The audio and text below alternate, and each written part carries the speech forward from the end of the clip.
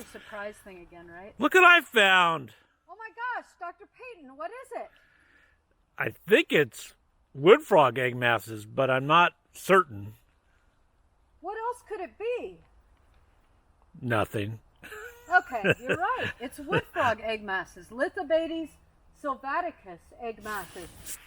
So again, we're in a much smaller vernal pool this time, but again, we're finding all of the egg masses clustered in one area in what's called a communal oviposition site. Now, why on earth would they all be right here, Dr. Peyton, instead of way down there? We're on the north side of the pond, but we're in the east corner of the pond rather than the west corner of the pond right now. That's really weird. Yeah. What else might explain it? Maybe tree canopy and gaps in the canopy and light coming into the pond, possibly. Oh my gosh, I think you're right. If we look down to the far end of the pond, we can see that there's very closed canopy over the pond. And if we look right above us, there's this big gap in the canopy, probably allowing the sunlight in on warm days. So these wood frogs absolutely know what they're doing. They have developed this understanding over evolutionary time. They know where to lay their eggs in the pool without even thinking about it. They just go there, and that's where they all lay their eggs. So, do you think we should count these? We should. You should count them. Okay, I'll count them. So again, what we might do here is we might take a look. Looks like they're clustered 1 to 2 egg masses deep. Most of them are 2 egg masses deep. So what I would do then is count the egg masses on the surface and multiply that by 2. So here I go.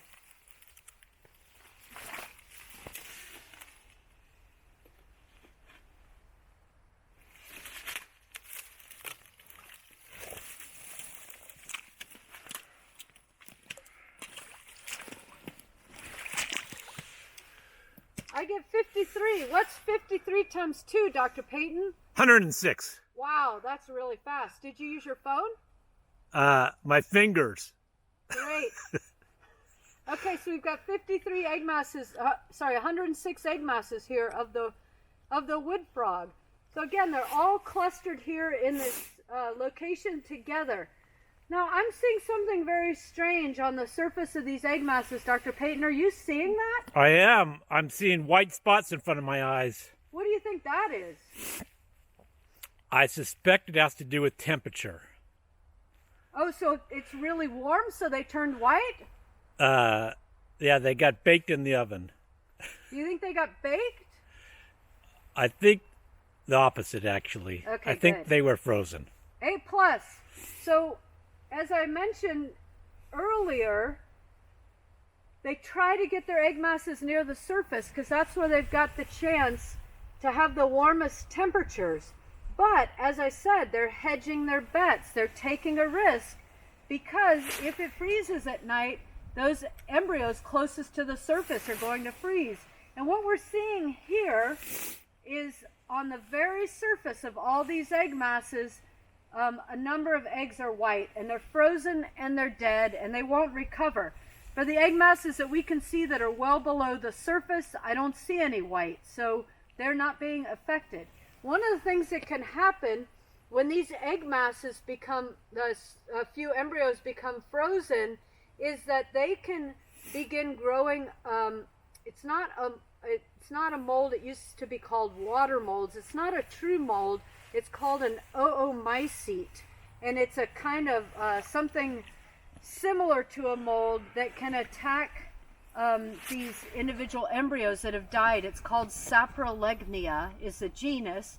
There are several different species, and if Saprolegnia begins to develop in one of these embryos, it can spread through the entire egg mass and kill all the embryos.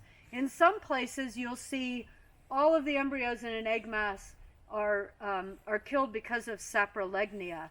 And that tends to happen in places with poor water quality, places where a lot of road salt maybe has made it into the vernal pool, or the water's contaminated for some other reason.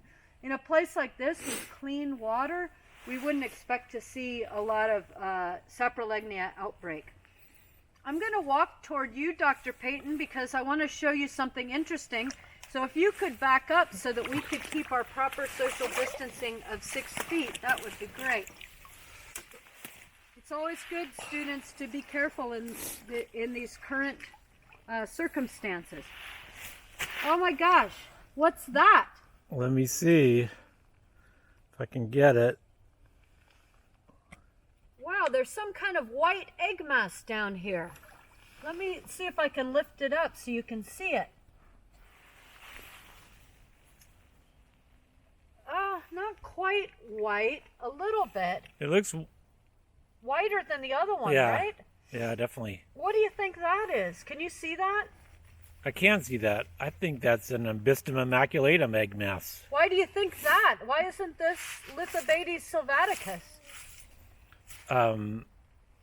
Because of your prior description of how to tell the two species apart.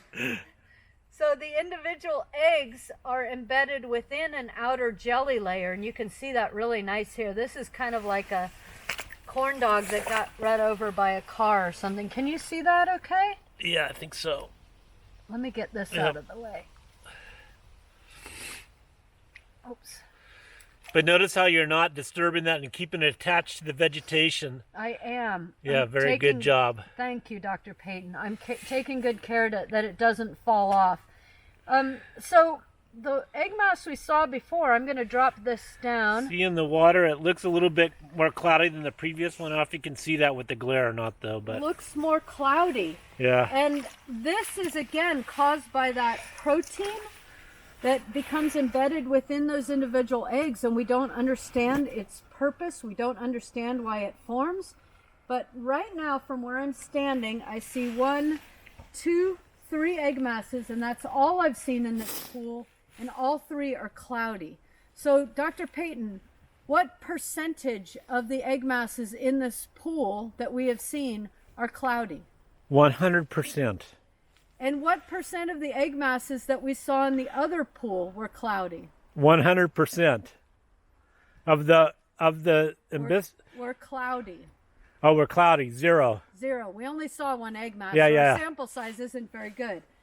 It's abysmal. It's abysmal. But that's because it's early in the breeding period for these animals. As the weeks go on and it starts to warm up and we get more rain, spotted salamanders will continue breeding in these pools. And later, in about 2 weeks, I'll start going around and doing surveys of these pools and counting the number of cloudy egg masses versus the number of clear egg masses. Thank you very much, Dr. Payton. Thank you very much, Dr. Karraker.